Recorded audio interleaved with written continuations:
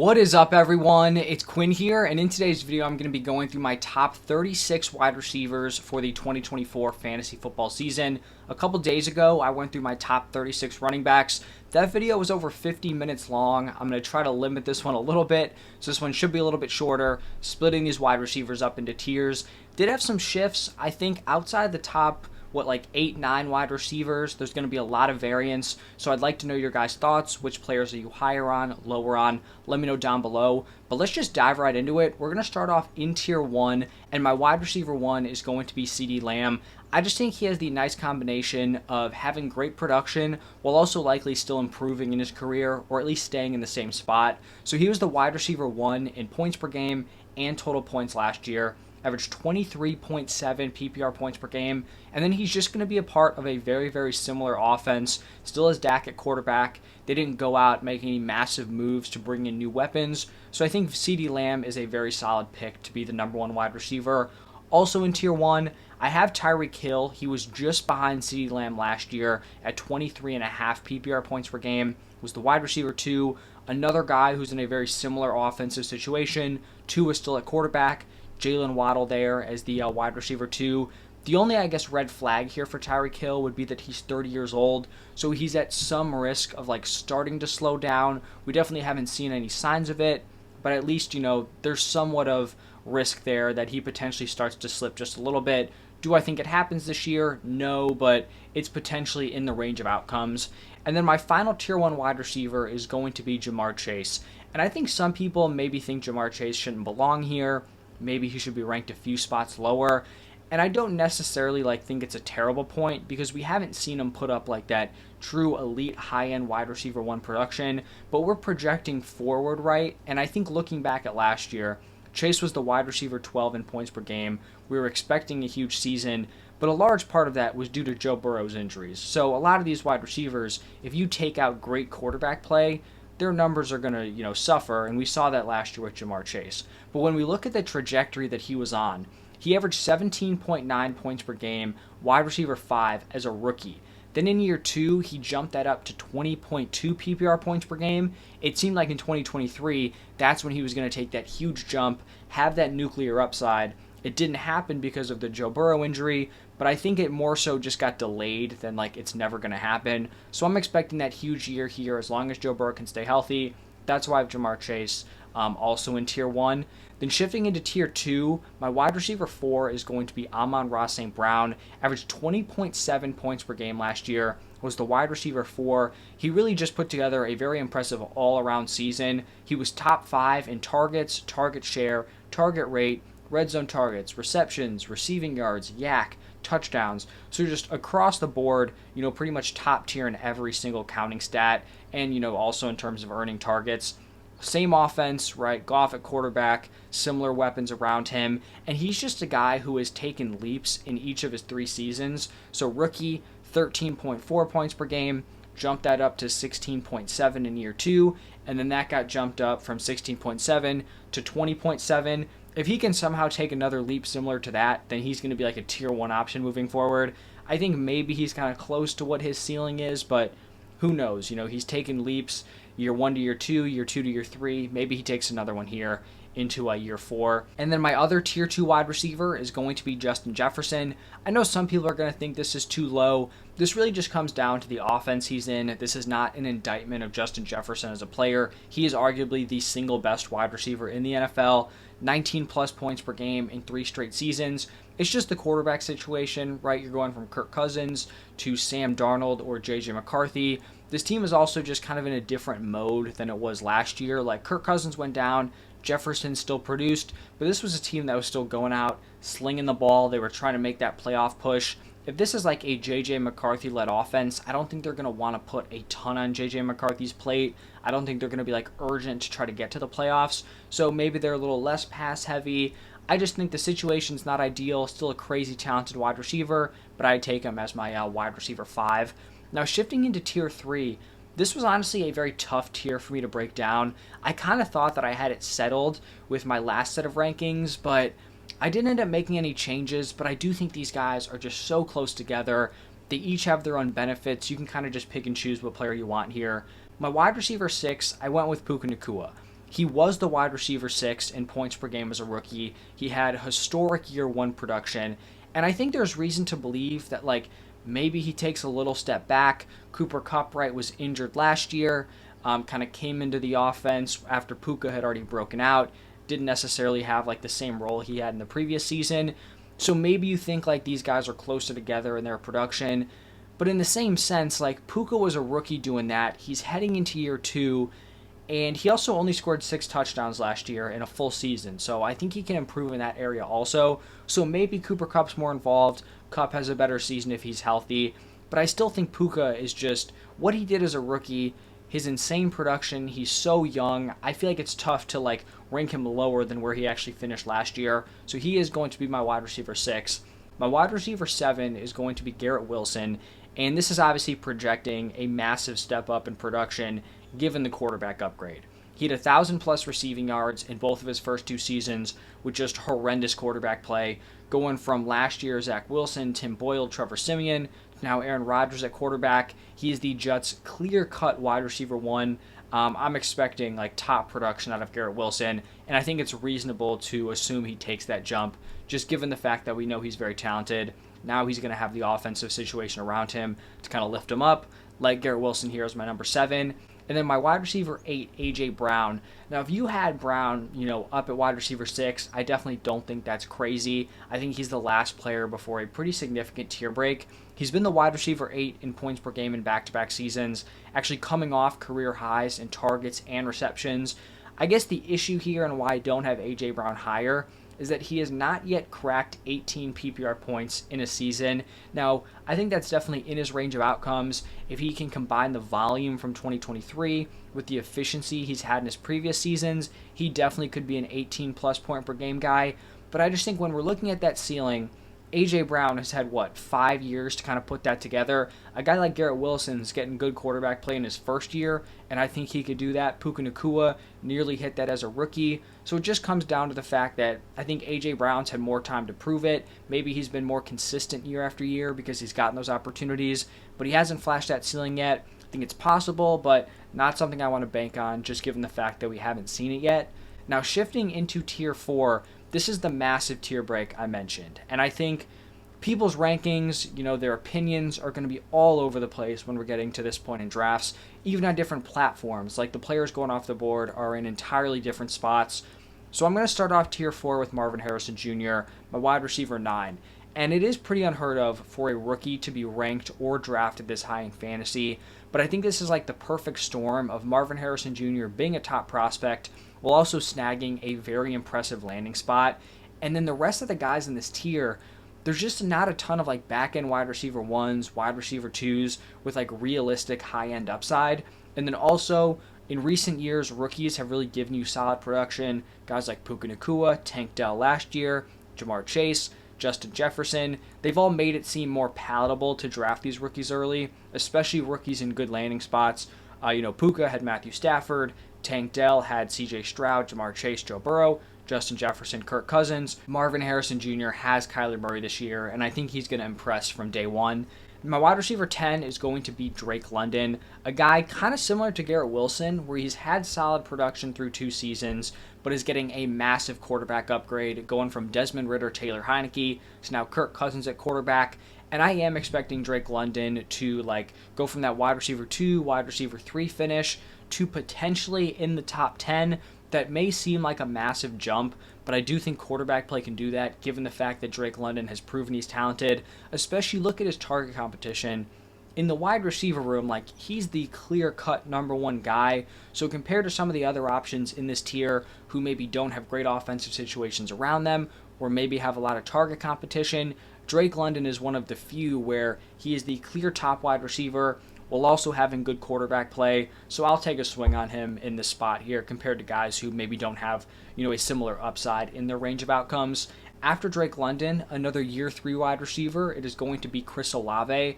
And his production through 2 seasons has been very impressive. Wide receiver 25 in points per game as a rookie.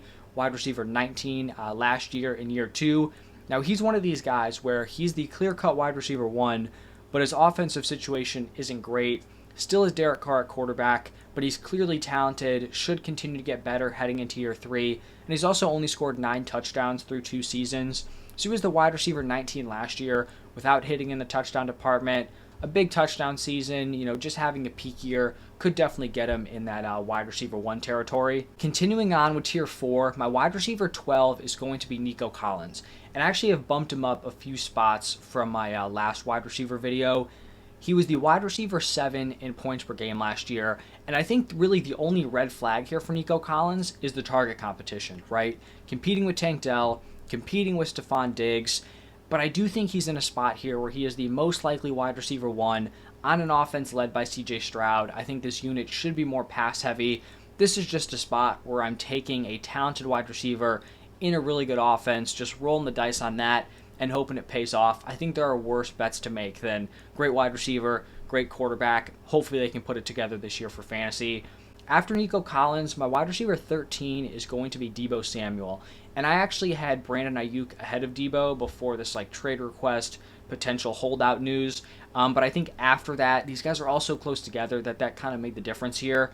Deebo was the wide receiver 13 in points per game last year.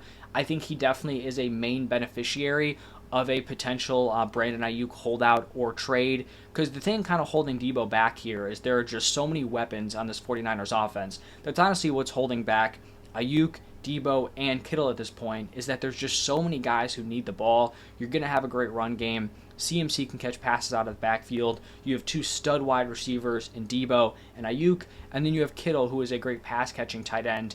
If you remove Brandon Ayuk from this offense, I think it just raises the ceiling of a guy like Deebo. He also has that unique handcuff upside where wide receivers, they don't have running back handcuff upside.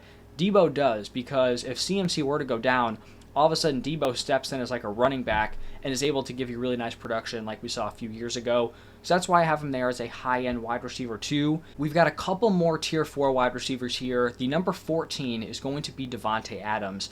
And Adams is someone who I have a really tough time ranking because he commanded targets so well last year, but the production just didn't really follow it. So Adams was second in targets, target share, target rate, red zone targets. He was first in air yards share, but he ended up being the wide receiver 15 in points per game.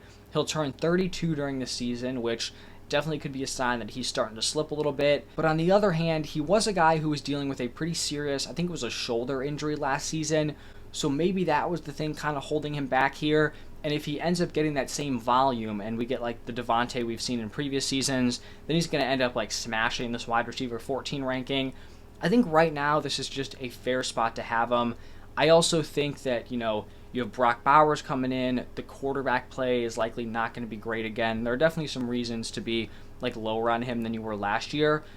But then there's also the potential where he gets traded to maybe the Jets, which I think would be a fun landing spot. Some of these other teams where if he lands in a better offense, then, he could definitely give you that wide receiver 1 production. So age is concerning. The production last year is somewhat concerning given the volume, but if he can bounce back, could definitely end up being a steal for fantasy. And then my final tier 4 wide receiver, it's going to be Jalen Waddle. And he is someone that I've moved up a few spots since my last rankings video. And he's just a guy who has been very, very consistent. In his 3 seasons, he's averaged 15.4, 15.3, and 14.2 PPR points per game. He's coming off his worst fantasy season at that 14.2 number, but he was banged up pretty much all year. It was something different every single week. He was on the injury report for a concussion, back, knee, ankle, and chest injuries, so he really just could not catch a break. But Jalen Waddle's a guy who could give you wide receiver 1 production, back-end wide receiver 1 numbers, in a boom year, even if Tyreek Hill is healthy. But if Tyreek Hill is missing time, Jalen Waddle is a legit wide receiver 1, week to week. So he has that upside. I'm fine buying him here as the wide receiver 15. Now shifting into tier 5, DJ Moore is going to start off this tier, and he is another wide receiver with some pretty serious target competition. Kind of similar situation to Nico Collins here, where I view him as the wide receiver 1 in a stacked wide receiver room. The Bears added Keenan Allen, Rome Odunze this offseason, but he's also getting a quarterback upgrade with Caleb Williams. He was the wide receiver 9 in points per game last year, which was by far his best fantasy season of his career, and it was also on an offense that was not a great passing attack. DJ Moore's production last year was pretty amazing. I guess the question is, what's his ceiling here on this current Bears offense? But once again, the situation where I'm taking a talented wide receiver on an offense led by a rookie who I think is very talented in a great year one situation, I'll take a swing there as like the wide receiver 16 pick. Then a guy who's fallen since my last video, Brandon Ayuk, he has requested a trade. And now personally, I don't think it's super likely that he actually gets moved. I think the 49ers have a lot of the leverage in this situation, but a potential holdout could definitely be rough for fantasy. And also, like, a trade isn't great. Like, I don't think this spot with the 49ers is, like, an awesome position for him just because there are so many weapons. But, like, you trade him to the Commanders, competing with Terry McLaurin, Jane Daniels at quarterback as a rookie. Like, who knows what that looks like. A trade doesn't always mean that it's going to end up being a better landing spot. There definitely are some spots that could be better, but like it's certainly not a guarantee. Ayuk was the wide receiver 16 in points per game last year. Super efficient, second in yards per target, yards per reception, yards per team pass attempt. And the 49ers also stayed pretty healthy last year, so he didn't really get that upside of some of their weapons going down. I still think this 17 spot is fair, like I said.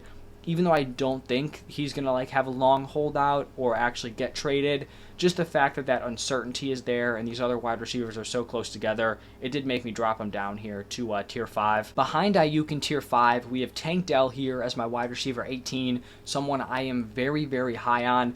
I keep throwing this out there. I just think it's important to talk about.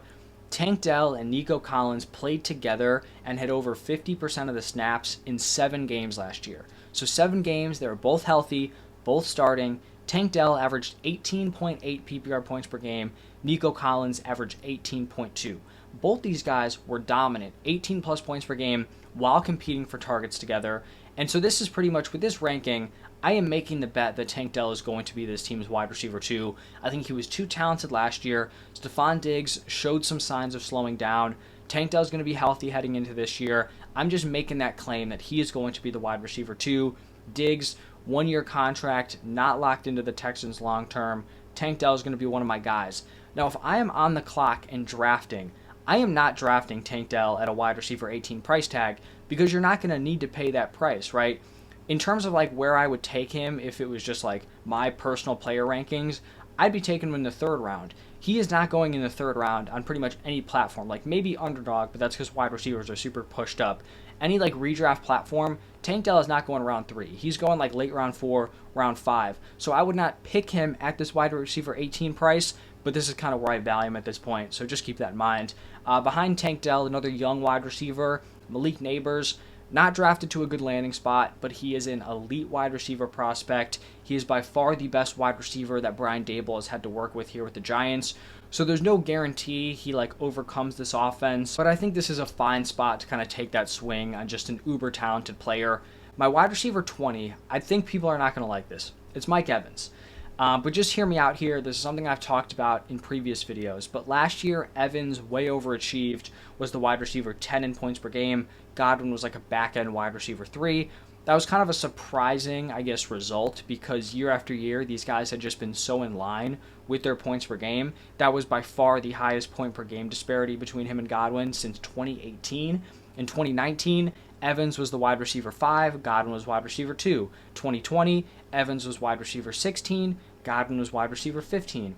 2021, Evans wide receiver 10, Godwin wide receiver 7. 2022, Evans wide receiver 13, Godwin wide receiver 15. So just year after year, they were so in line in terms of their fantasy production.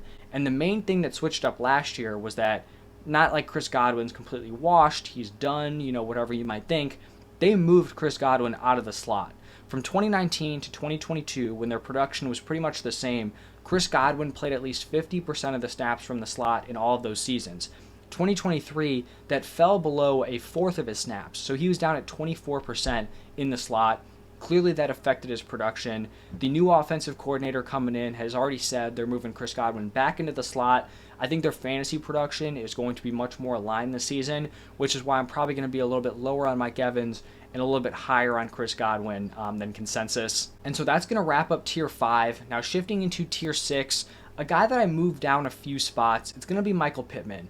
And he has been a wide receiver 2 in points per game in his last 3 seasons. He's coming off the best fantasy year of his career, wide receiver 14, 15.6 PPR points per game last year. I think the issue for Michael Pittman, it's not a talent issue. I just don't know if this is the best offensive situation for someone with Pittman's skill set. This is likely going to be a very run-heavy team, which isn't a death sentence, right? Like 49ers are a run-heavy team. They're supporting top weapons. But going from a guy like Gardner Minshew to Anthony Richardson at quarterback, I expect Richardson to be a little bit of a higher ADOT guy, which doesn't necessarily fit Michael Pittman's skill set. Pittman's more of a volume option, kind of a lower ADOT wide receiver. And then there's also like a decent amount of competition here. You have Josh Downs heading into year 2, Mitchell coming in as a rookie. I'm just in a spot here where like Pittman's a very talented player, but I just don't know if this is like the perfect spot for him here with this Colts offense. I think he'll be fine, but just not quite sure what the ceiling is. Also, Colts really like to go run heavy when they're in the red zone, or Shane Steichen really likes to do that. And so Pittman's never been like a huge touchdown guy, but it seems also pretty unlikely that that changes and he has some sort of like boom in the touchdown department this year. Behind Pittman, I'm going with DK Metcalf, and this is kind of just where like DK has settled in. A few years ago, I think people thought he was going to be like this high-end wide receiver 1. In the last 3 seasons, he's been wide receiver 24, 20, and 22 in points per game. So really just settling in as like a back-end wide receiver 2 here. I think when we look at this wide receiver room, Lockett probably will have a dip in his production. JSN should be rising, have a better season. So I think the competition is going to be pretty similar to what we saw last year. I think the Seahawks offense is one of the more interesting ones to just like see how they look here in 2024, because you have a new coaching staff coming in. Geno Smith looked great in his first year as a starter, seemed to kind of take a step back last year. But this is also an offense with a lot of pieces, very talented wide receiver room, Metcalf, Lockett, JSN. You have Noah Fant at tight end, who I think has kind of been underutilized over the last couple of years. And then you also have a really strong running back room with Kenneth Walker, Zach Charbonnet. So there's just a lot of weapons. This offense could go in a variety of different directions. It'll just be fun to see how this unit kind of plays out in 2024. We're going to have Cooper Kupp as my wide receiver 23, and a dude who was just dominant in fantasy in 2021 and 2022. He was the wide receiver 1 in points per game in both of those years. He fell to wide receiver 23 last year in points per game.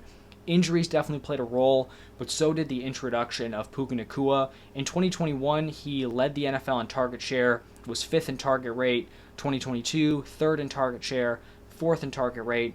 Last year, he fell to 16th in target share and 17th in target rate. He wasn't getting a lot of the easy targets he got in 2021, 2022. Those were going to Puka Nacua. He also went from catching 76 and 77% of his targets to only 62% last year. So I still think he's going to be very productive. I'm just not really expecting him to return to like his pre-2023 form. I think he's more going to be established as a wide receiver 2 in this offense. Let kind of Puka Nacua take the reins there and be this team's wide receiver 1. After Cooper Kupp, got another wide receiver 2. It is going to be Devonta Smith. Wide receiver 14 in points per game in 2022, wide receiver 20 last year. He's likely going to finish better than wide receiver 24, which I have him ranked, but he just kind of lacks the ceiling of potentially some of the players ranked ahead of him. Unless you have an injury to A.J. Brown, it's tough to see him giving you like, a high upside season just based on the fact that he's kind of locked in as the wide receiver 2. I do think, though, this season the Eagles' offense should be better with new offensive coordinator Kellen Moore. He has led some very high-scoring offenses, so I think Devonta Smith should benefit from that. But someone who I have as like a fringe wide receiver 2 play, my wide receiver 25 is going to be Stephon Diggs. Like I said earlier, I'm higher on Tank Dell, which in turn means I'm likely going to be lower on Stephon Diggs. In 2023, he finished as the wide receiver 13 in points per game. Solid season, but it's a little bit more concerning when you split it up by his first 9 games and then his last 8. In his first 9, he put up 21.7 PPR points per game, elite, high-end wide receiver 1 production, and then he really fell off. Last 8 games, 9.8 points per game. And I think that fall off is especially concerning given his age. He'll be turning 31 during the season, could be taking a step back in his ability. He also doesn't have the built-in chemistry with CJ Stroud like Tank Dell, Nico Collins have. Then also, like I talked about earlier, he is not like a part of this team long-term. This is a 1-year deal. He'll be a free agent after the year. So, like, are they overly invested in getting him the ball a ton, or would they rather kind of develop their younger options who are likely going to be there for the foreseeable future? So that's why I'm going to be a little bit lower on Stephon Diggs. After Diggs, going with T. Higgins here. And I'm going to be higher on Higgins than consensus. I think on most platforms, you're going to see like Higgins and Devonta Smith go like at least a round apart. And I just don't really think that's been the case. Higgins has kind of just been the like unlucky recipient of poor injury luck. He had a rough 2023, wide receiver 40 in points per game, but you had Joe Burrow going down. Tough for a wide receiver 2 to give you great production with bad quarterback play. In 2021, he was the wide receiver 12 in points per game, so a wide receiver 1. In 2022, he was the wide receiver 20, but he had 3 injured games where he played less than 30% of the snaps. If you remove those games, he would have been the wide receiver 12 again at 16.6. So I think if, Burrow and Higgins can both stay healthy, which has been a big if, but like, are these guys significantly more likely to get injured than other wide receiver quarterback duos? I don't think by like a crazy amount. If they can stay healthy, he will be in contention for fringe wide receiver 1 production. That can't be said for a lot of the other wide receivers being drafted outside the top 24. My wide receiver 27 is going to be Zay Flowers, and I think he's a really solid candidate for a year 2 breakout. Wide receiver 31 in points per game as a rookie. He really broke out toward the end of last season. 19 plus PPR points in 4 of his last 5 games. Also can improve on his 5 touchdowns last year. I think some of the concerns for Zay Flowers is he was used pretty low ADOT guy, kind of manufacturing him touches. You typically don't see like super high-end wide receivers being used like that. Ravens also not going to be the highest volume passing attack. They were tied for the fewest pass attempts per game last year at 29.1. Probably not expecting them to go significantly more pass heavy with Derrick Henry coming in, but you can still have solid wide receiver production, in low volume passing attacks. 49ers were at 30 pass attempts a game last year, had the wide receiver 12, wide receiver 14 in points per game. We've seen Andrews average 17.7 PPR points per game in this offense, so I definitely think it's in the range of outcomes for Zay Flowers to have a breakout, give you like 16 plus points per game this season. Continuing on with tier 6, we have George Pickens as my wide receiver 28. As a rookie, Pickens was the wide receiver 48 in points per game. Last year bumped that up to wide receiver 36. And that's not great production in his first 2 seasons, but when you consider the circumstances, it's not all that bad. This was a rough offense. Steelers had the 6th fewest passing yards, 2nd fewest passing touchdowns, was also competing with another very good wide receiver in Deontay Johnson. And even on a bad offense, he still showed flashes of being like a potential high upside player. He was 1st in yards per reception last year, 5th in yards per target. The situation is way better this season. Deontay Johnson is gone. Pickens is the clear-cut wide receiver 1. It's going to be a quarterback upgrade, whether it's Russell Wilson or Justin Fields. Obviously, that quarterback play is not ideal, but it's definitely going to be better than what he was working with last year. So Pickens, definitely someone who I think could be a year 3 breakout candidate. We've got a couple more tier 6 wide receivers here, and the first one is going to be Amari Cooper. And honestly, this does feel a little bit low because he was the wide receiver 17 in points per game last year. So going from wide receiver 17 to now being ranked as the wide receiver 29. He was also even more impressive in the games where Deshaun Watson was starting and played full games. So Watson played 5 full games last year, averaged 17.6 PPR points per game. It does still feel like there's some uncertainty on like what Deshaun Watson's going to look like. Not sure if I'm taking that 5-game sample size and being like, oh my gosh, Amari Cooper is going to absolutely dominate with Deshaun Watson at quarterback. Cooper's 30 years old, starting to get into like that concerning area, potential slippage, but it definitely doesn't look like he's slowing down. The Browns added Judy, but Amari Cooper should still be the clear wide receiver 1. Someone who I would definitely be willing to draft as like a mid-tier wide receiver 3. We'll see if he falls there, but definitely someone who could end up outproducing the spot. And then my final tier 6 wide receiver, it is Christian Kirk. Last year, he was the wide receiver 33 in points per game.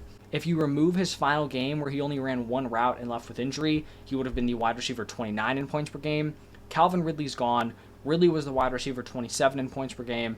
The Jags added Brian Thomas Jr., Gabe Davis. I wouldn't expect those guys to come in and like completely replicate Calvin Ridley's production. So I think Christian Kirk should be the clear favorite to be the wide receiver 1 in this offense. He's been a mid-tier wide receiver 2, 2021 or 2022, before Calvin Ridley was there. So he's given you top 24 production. I think he could definitely do that this season here as the wide receiver 1 for the Jaguars. Now pivoting into my final tier, tier 7, my wide receiver 31 is going to be Hollywood Brown. And this area is really where I'm fine starting to take darts. on this Chiefs wide receiver room. The Chiefs' big three wide receivers seem pretty clear at this point. Hollywood Brown, Xavier Worthy, Rashee Rice. Rashee Rice is definitely the wild card because the suspension is, where the uncertainty is. That could change a lot on how I'm viewing these wide receivers. But you also have Xavier Worthy, who's a rookie, could potentially start slow, kind of working his way into this offense. So there is a very real chance that Hollywood Brown is stepping on the field week 1 as this team's wide receiver 1. In 2021, he was the wide receiver 21 in points per game. 2022, he was the wide receiver 27. So he's given you solid seasons. This is going to be by far the best passing attack he'll have been a part of. So I think the upside is definitely there for a guy like Hollywood Brown, and getting him in like the mid-tier wide receiver 3 area, I think it makes some sense. Wide receiver 32 going to be Terry McLaurin. And unfortunately, the story of Terry McLaurin's career has kind of been his poor quarterback play. Very talented player, just hasn't had the quarterback to kind of unlock it. He's maxed out as the wide receiver 20 in points per game. His other 4 seasons, he's been the wide receiver 22, 29, 29, and 34. So he's pretty consistently been in like that back-end wide receiver 2, back-end wide receiver 3 territory. The upside just hasn't really been there. I'm not quite sure that Jaden Daniels is going to be the guy to come in and give him like that massive passing upgrade. But even if Daniels is just like fine, I still think Terry McLaurin will pay off as like a fairly safe wide receiver 3 play. Moving on to Chris Godwin, someone I talked about pretty in depth earlier on with Mike Evans. He was the wide receiver 34 last year, averaging 12.3 points per game. Like I said, I think Chris Godwin going back into the slot, I think his production is going to improve a lot from last year. I think him and Evans are going to be much closer in points per game, and I think he's going to be a more reliable option this year with someone who I do think has legit like top 24 upside for fantasy. Next is going to be Keenan Allen. And honestly, Keenan Allen was someone who I had a tough time ranking. I had a tough time kind of navigating like the Keenan Allen-Rome Odunze dynamic. I assume most people out there are going to be much higher on Keenan Allen than Rome Odunze, and that's not surprising. Rome's a rookie. Keenan Allen was the wide receiver 3 in points per game last year.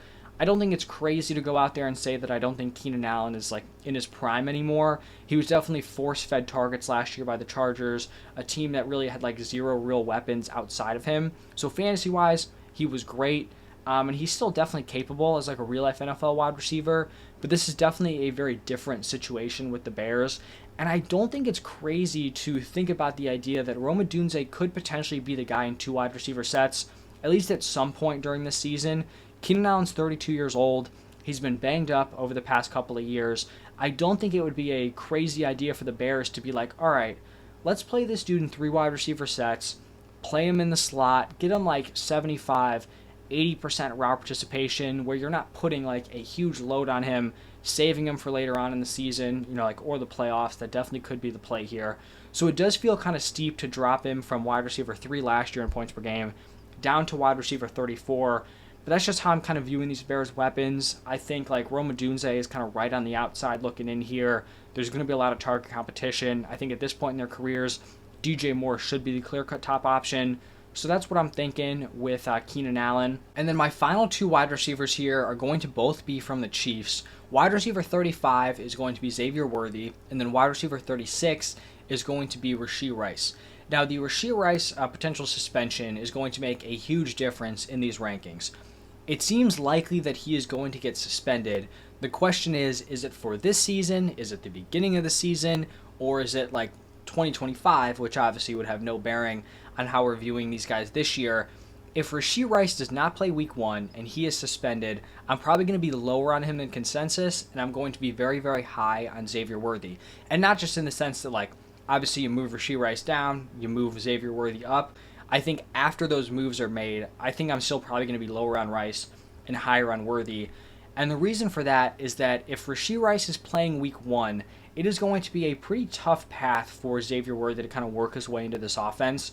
Rice was great for fantasy last year, wide receiver 28 in points per game, backloaded his points, and I think if he is, healthy, not suspended heading into week 1, he should have the inside shot to be the wide receiver 1, just given his continuity within this offense, what he did last year. But I don't think he played a role that like he is locked into and no one else could take from him. He was a very, very low ADOT guy last year, 4.8 average depth of target. That is a role that someone like Xavier Worthy could step in and take right away if Rashee Rice is not on the field. So I think Rashee Rice could definitely lose that role, which is why I'd be lower on him if he does get suspended. And Xavier Worthy's someone where if Rashee Rice is suspended early on in the season, he is likely a starting wide receiver from day one. And I think if he doesn't get that opportunity, it's probably going to be tougher to crack into like 2 wide receiver sets.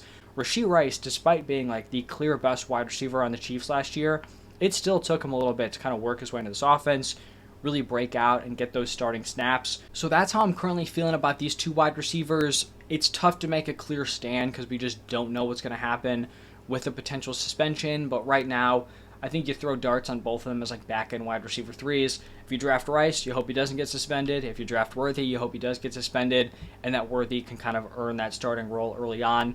And then I did just want to give a few honorable mentions, guys who could have slotted in here. Jaden Reed, Rome Odunze, Calvin Ridley, DeAndre Hopkins, Deontay Johnson, Ladd McConkey, all dudes who I think you could make cases for as like back-end wide receiver 3s, fringe wide receiver 3s. But that is going to wrap it up for this one. Let me know your thoughts. Which players are you higher on, lower on? If you enjoyed the video, hit that like button, subscribe to the channel. Thank you all for stopping by, and I will see you in the next one.